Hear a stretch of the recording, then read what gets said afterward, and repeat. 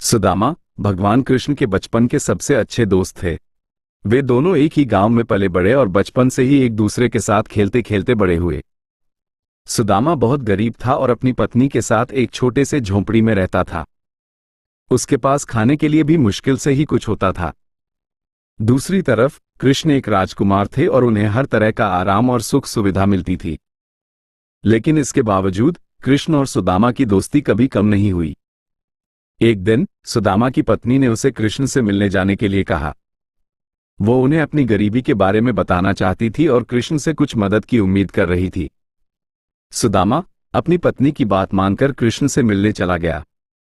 जब सुदामा कृष्ण के महल में पहुंचा तो कृष्ण ने उसका बहुत स्वागत किया।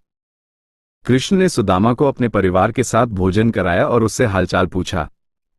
सुदामा ने कृष्ण को अपनी गरीबी के बारे में बताया और कुछ मदद मांगी। कृष्ण ने सुदामा की बात सुनकर उसे कुछ भी नहीं दिया, बल्कि उसके माथे पर एक चावल का दाना लगा दिया। सुदामा ने कृष्ण के ऐसा करने का कारण नहीं समझा और निराश होकर वापस घर चला गया। जब सुदामा घर लौटा तो उसने देखा कि उसका झोंपड़ी सोने चांदी से भर गया था और उसके पास खाने पीने की कोई कमी नहीं थी। सुदामा बहुत हैरान हो गया और उसे समझ में नहीं आया कि यह सब कैसे हुआ। तभी कृष्ण उसके पास आए और उसे बताया कि वह एक चावल का दाना देकर उसको बहुत कुछ दे आया है। कृष्ण ने कहा कि वह अपने भक्तों के लिए कुछ भी कर सकते हैं और सुदामा की गरीबी दूर करने के लिए यह एक छोटी सी बात थी।